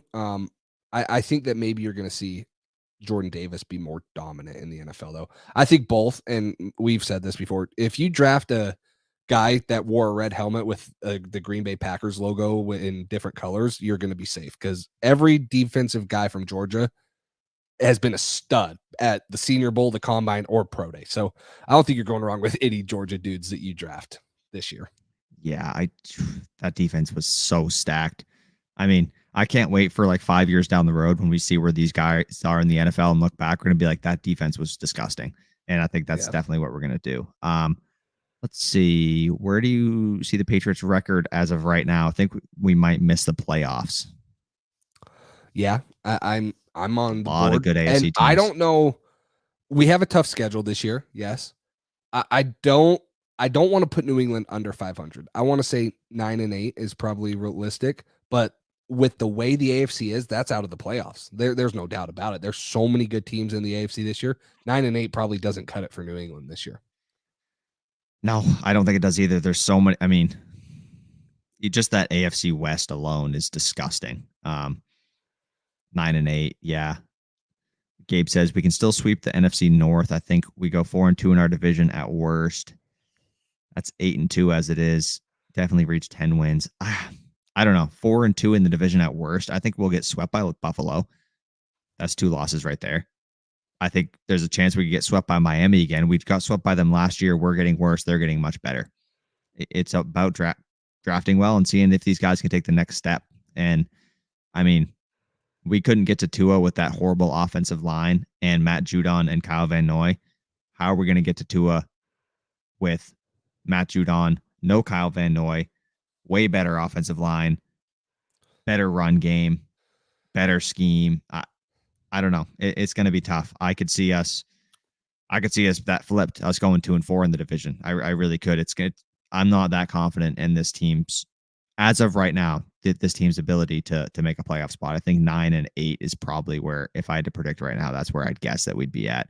I think there's some wins we might be able to squeak out, and maybe playing fundamental football, winning the turnover battle, all that stuff. Maybe we can steal a couple of wins. Maybe special teams is better. Maybe we block a punt, whatever. I think we can squeak out a couple upset wins maybe, but I think we're also going to lose some games that are going to be tough losses, but our defense just won't be able to stop some of these offenses. Yeah, and that's what it comes down to. I mean, Nick Saban said it a couple years ago. He said it used to be defense win championships, and I'm still on board. Defense wins championships. Like, look at Tampa Bay. The Rams had a great defense, but I think that offenses, like it now more than ever, it's so important to have an explosive offense. Look at the Chiefs Bills game. I mean, look at the Bengals getting to the Super Bowl. Like, excuse me, their defense had no shot, competing with most of the top defenses in the NFL, and even their offensive line. But they had explosive offense. They had Joe Burrow, who was a good quarterback. And honestly, I've said this for 3 months now since the NFL season ended. I can see we didn't add a Ja'Marr Chase like the Bengals did for Joe Burrow, but I can see a Joe Burrow type of jump for Mac Jones this year. He's working with Tom House. I can see him get a stronger arm. I can see him get more accurate. He's just going to get more comfortable with the defense. Now, I don't think he's going to have the year that Joe Burrow had because he doesn't have the weapons like Ja'Marr Chase did. But I'm telling you, Mac Jones has all the intangibles to be a great NFL quarterback. He throws the ball in time. He throws it accurately. He reads it. He has composure. For what he did just off the Tampa Bay game alone, he was getting hit snap after snap after snap. And he just stood in there and delivered the ball and delivered it on time and delivered it accurately. I love Mac Jones. I think I saw a comment down here. Where was it? It asked if Mac Jones can be the most productive right here. Do you guys think Mac Jones will still be the most productive QB in this draft class or not? Yeah, I don't see why not. I mean, I hate to say it. Maybe Trevor Lawrence has more potential than Mac Jones. I don't think he'll ever be more productive than Mac Jones, though. I don't. I think Mac Jones is going to be a very, very good productive quarterback that can, get better with the right training and the right mindset. And if you put the right receivers and weapons around him. As much as this offense is still concerning a little bit, as much as I know we need a number one receiver, the offense still was productive last year. I mean, we were like top 10 in points per game. I know there were some 50-point games against the Jets and Jags, but the offense was still serviceable last year. It was still a top 10 offense points wise and in a lot of categories last season. And I think that's why we haven't seen Bill add. He sees those numbers. He says, what do we need to add on offense for? We were still top 10. That's good enough. We improved the defense. We play better fundamental football, blah, blah, blah, whatever. We still need a wide receiver one. Imagine what this offense would be with that. Mac needs his number one guy. Yes, he does. What was I just going to say? Ja'Marr Chase, Nelson Aguilar. Who you taking? Oh, Ja'Marr Chase, 1,000%. Honestly, Tyler Boyd, Nelson Aguilar. Probably Tyler Boyd too. I'd probably take T. Higgins. Higgins, Nelson Aguilar. That was where I was going with that. So you take all three of those Bengals receivers over any of our receivers. That's why I don't think he's going to be able to take that much of a jump. I think if you added a Ja'Marr Chase to this, I think he could take that jump. Bill's not going to do it, and that's what's so frustrating is like why you see evidence here everywhere what a number one receiver does to an offense, to a defense, how they have to game plan around that guy, how they have to scheme things up differently, how they have to attack you differently. When you have a number one guy, it opens so much up. It puts everybody in the spot they're supposed to be. You say, just in theory, Ja'Marr Chase on the Patriots. Okay, perfect. Kendrick Bourne is now your number 2 receiver. Now Jacoby's your number 3, or vice versa, however you want to split those up. That's where those guys more likely should be, especially if Kendrick Bourne takes another jump this year. I could see him being an okay number 2 receiver. Like, that's okay. If you got a Ja'Marr Chase as your number 1, I'm fine with that. And then Jacoby as your 3, as your slot guy, that's perfect. Bill hasn't done that. I don't think he's going to do it. We're never going to get a number 1 receiver until we're dead, until Bill's gone. I mean, you see it. You see Josh McDaniels. He's so desperate after being under Bill Belichick for so long with no number 1 receiver. First thing he does, he goes to the Raiders. Get me Devontae Adams. I've been deprived of a number 1 receiver for so long. Get me the best in the league. And that's what he did. And he went and got it for what? Like a 2nd round pick or something like that. I don't remember exactly. I thought it was a 1st and a 2nd. Really? Was it? It might have been. I think it was a 1st and a 2nd. So, yeah. But anyways, the point, he went and got a number 1 receiver, and that's going to help Derek Carr immensely. Having Darren Waller, Devontae Adams, Hunter Renfrow, that's going to be a nice 1-2 punch with the route running of those 2 guys. And then the run game they have with Josh Jacobs. Yeah.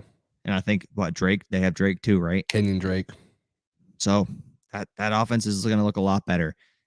Having Devontae Adams there, Darren Waller, Hunter Renfrow, that's great. That's really, really great. And the Patriots just don't have that right now. Unless Jonnu breaks out, this offense is going to look probably pretty similar to last year and maybe not be able to run the football as effectively. But while we're talking about that, we haven't touched on this yet. I know you guys have some questions that we haven't touched on yet, but Jakob Johnson made some comments that the Patriots told him there was not a fullback position on the roster this upcoming season. What are your thoughts on that? Yeah, I like it, and I wasn't sold on it at first, and then I saw Evan Lazar tweeted something that showed a couple videos of maybe one of the most productive halves of football that Jonnu Smith played, and that was out of the fullback position. He ran a couple slide routes. You can be more creative with Jonnu in the backfield. You can still, motion him out, create mismatches. I personally, I like it. I think that New England, I love power football, and I think that there will be a place in my heart always for power football, and New England will miss that where they don't have a Jakob Johnson, a James Devlin, but I think that there's more creative ways, and this might be a way that you see, maybe this is a way to get Jonnu Smith the ball more because you can now put him in the backfield. And teams aren't going to know, is he going to block? Is he going to run out on a slide route? Are they going to motion him out? And now we're going to have a mismatch with Jonnu Smith on a linebacker that's bigger. So I like it in essence. I want to see how it plays out though, because if we just don't have a fullback, but we continue to be a super run heavy team and stuff like that, and we're not spreading the ball out and taking advantage of some of the stuff that having no fullback gives you, then I'm probably against it because I think that Jakob Johnson and James Devlin proved their worth in this offense for us the last couple of years. I feel I'm excited if there's some change coming to this offense. I feel a little differently than you do about the whole Jonnu thing. Yes, do I want us to use him more creatively? Absolutely. Do I want Jonnu to be our majority fullback? Absolutely not. You're not paying Jonnu Smith $14 million this year to be our fullback. That's ridiculous. I mean, you could have signed Jakob Johnson for the vet minimum that he took with the Raiders and him be our fullback. That's not what you signed Jonnu Smith to be, as a fullback for that much money. That's absolutely absurd. Do I want him to be used in some spots like that, like you mentioned, like with the Jets, that game? Yeah, absolutely. Any way you can get him the ball creatively, yes. But I personally just, that bugs me to see him have that much money on his contract getting paid to step in here and lead block, something that he can't even do that well unless he gets a head start like he would if he was a fullback. You don't pay a guy that much money to be a fullback. He's a tight end. You can do some things out of the backfield with him. I think that's going to be great. I hope they do that. I think that's a great idea. I just hope he has more potential in this offense. If you're going to use him as just a fullback, trade him, because there's no point giving him that much money. You can trade him. Even if you cut him right now, his dead cap, all the money he's going to cost you, you're still going to be able to save more money by just signing a fullback for nothing and use him in that way.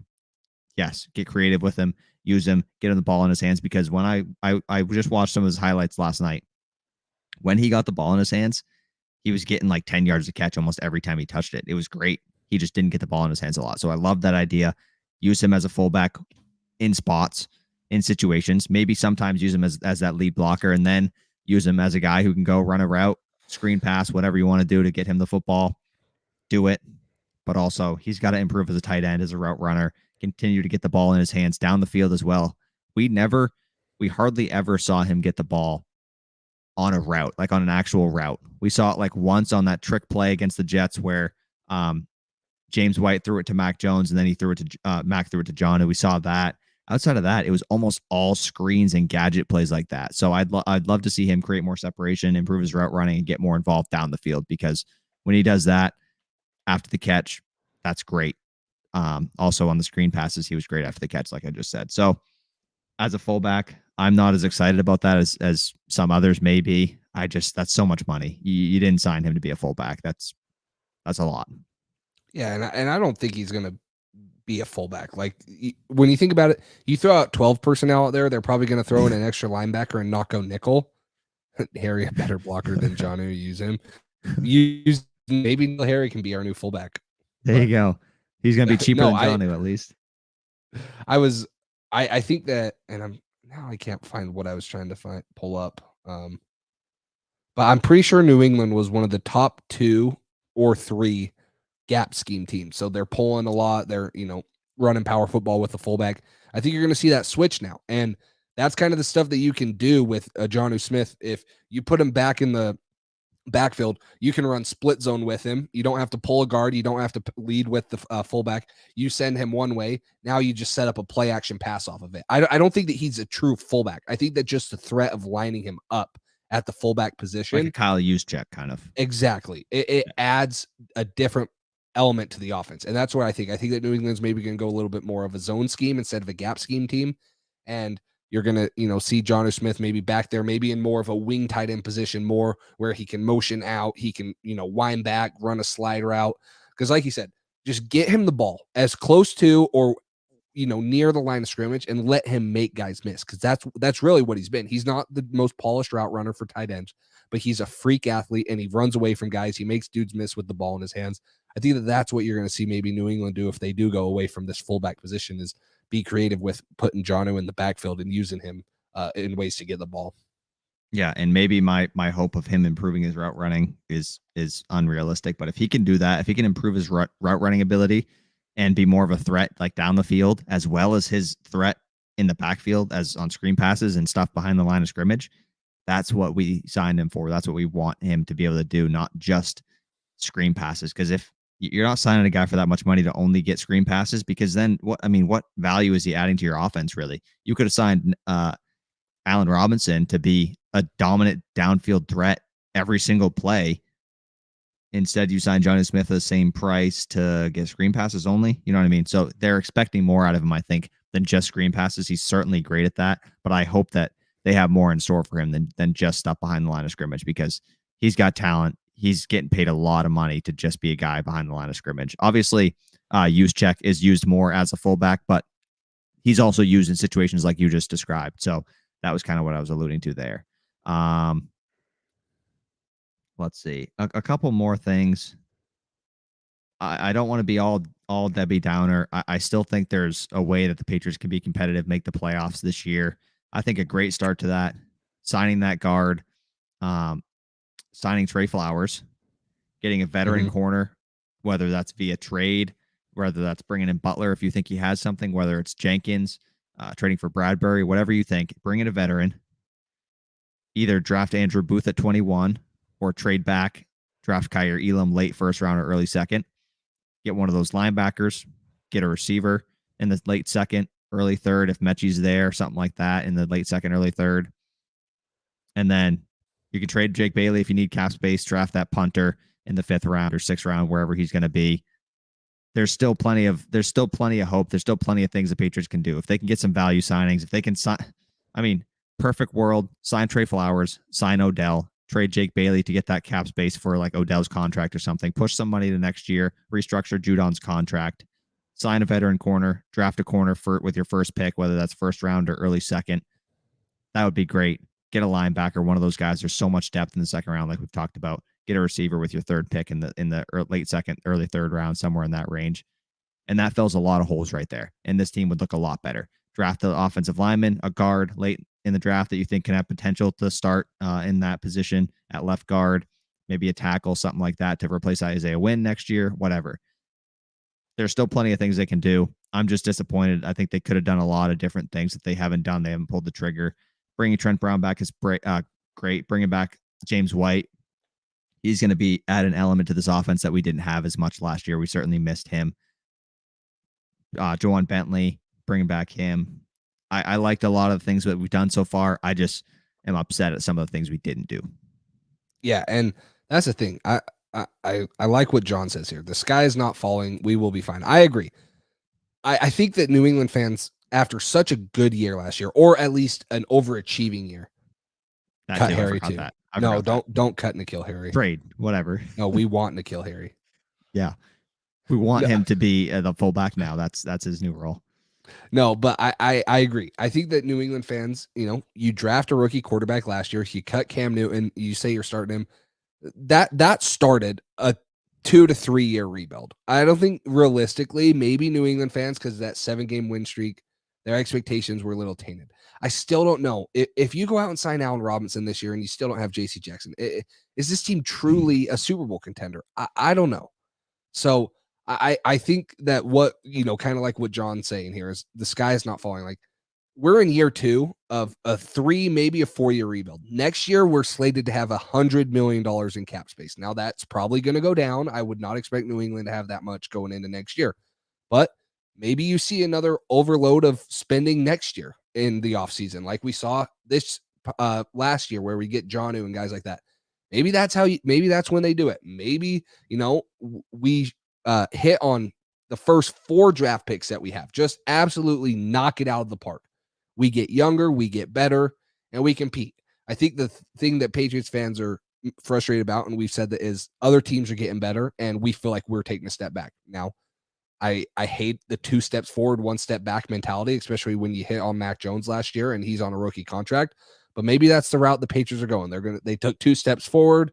They're going to cut ties with some of these guys that they don't see in the future. And they're going to, maybe go all in next year and spend the money. And Mac will still be on a rookie contract. So it's frustrating to see all this stuff. But like you said, there's a couple moves outside of the draft. I mean, Bobby Wagner, Trey Flowers, guys like that. If you go sign some of those guys, I mean, it doesn't propel New England to a Super Bowl team, but it definitely makes them better. And I think that those are the moves that the Patriots fans want that necessarily they don't always get because, Bill Belichick doesn't do stuff like that. So that's where the Patriots fans, that are so frustrated, that's what their mindset is, in my opinion.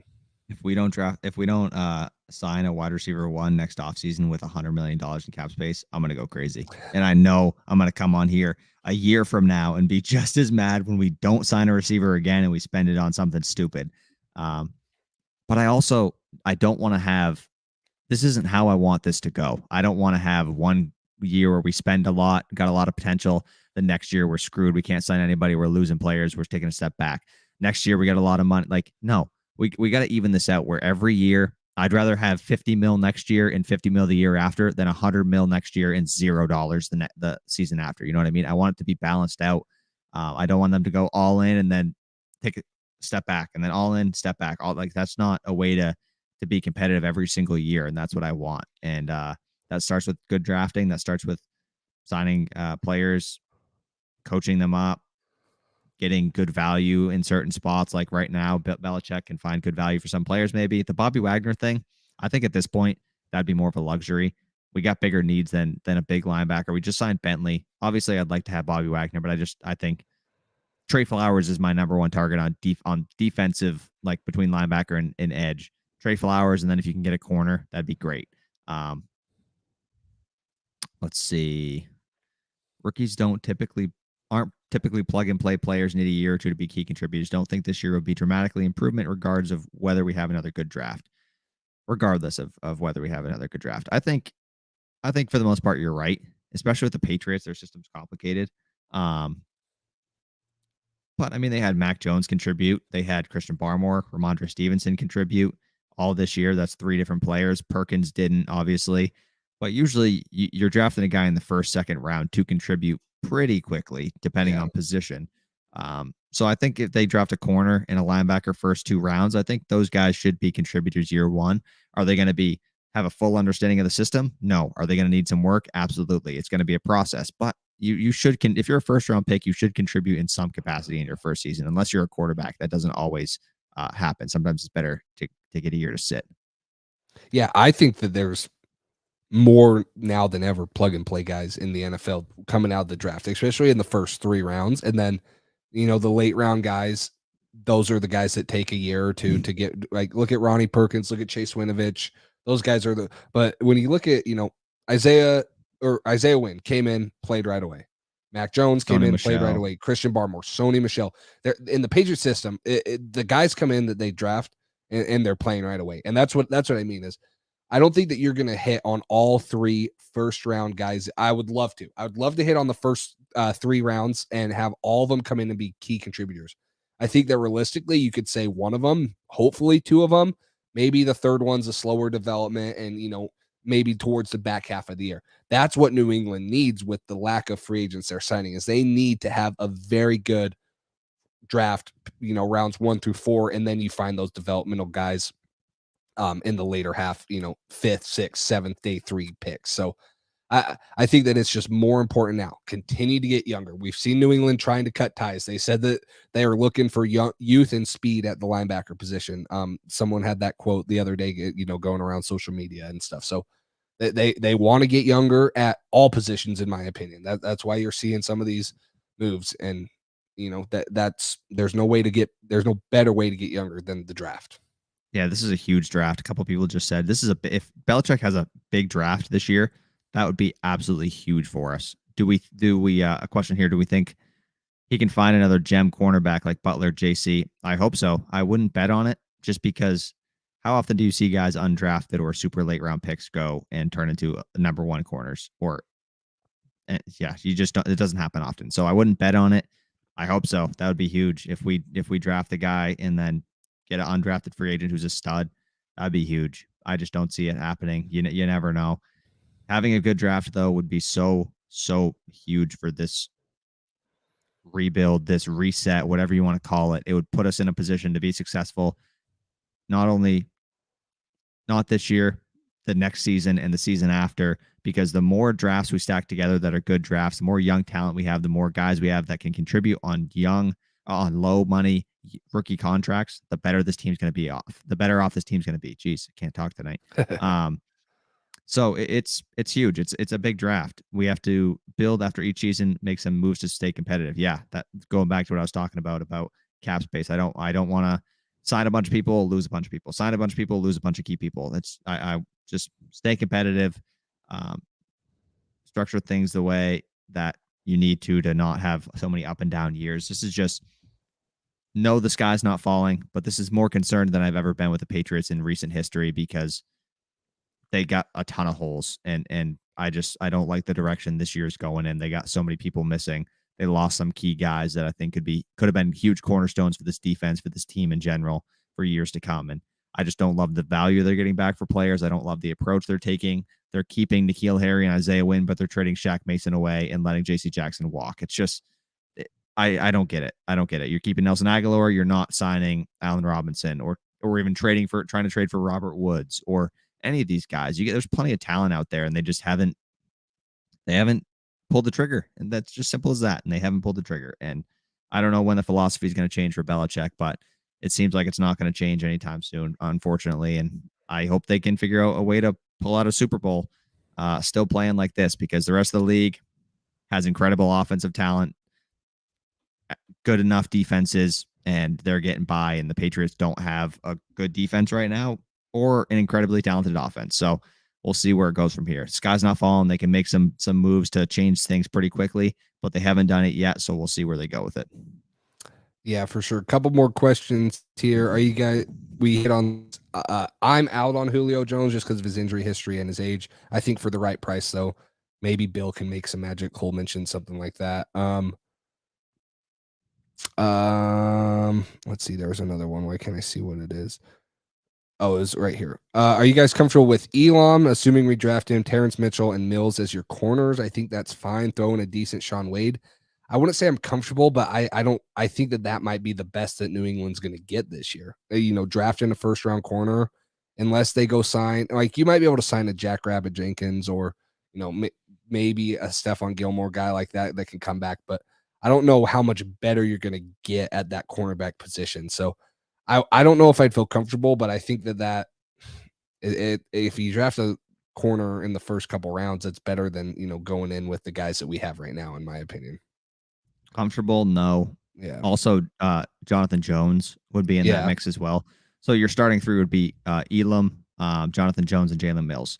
And then your third outside corner, your fourth total corner, but your third outside corner would either be Sean Wade or Mitchell if he makes the team. So we'll see how that goes. I don't love it, but hey, if we get a first round corner and they feel confident in him, great. That's awesome. I'd be certainly happy with that. Feel a lot better than I do right now, because right now I am terrified. I think there's not a lot of wide receivers that we can match up with, not a lot of offenses we can match up with the way this defense is structured right now. So we'll see. It's going to be interesting. No, Rome was not built in the day. It was built in 12 hours. Exactly. So we should have built a Super Bowl team by now. There's plenty of time. No. I wish I was as level headed as some of these people. I maybe I get too invested sometimes, and because we're so invested into the Patriots. But I'm concerned. I'm trying to level things out, and there's a path out of this. I just don't have enough trust that Belichick is gonna do some of the things that I think would get us out of this. I don't know if he's gonna do it. I trust Bill. He always seems to find a way out of it, but I don't think he's been in this much of a hole in recent years, especially when you still have a quarterback and a guy who can compete. Like Cam Newton year, I mean, if he can get 7 wins out of that team, I hope he can get 9 wins out of this team. So we'll see what happens though. I'm stressed. I'm stressed too, man. I am stressed as well.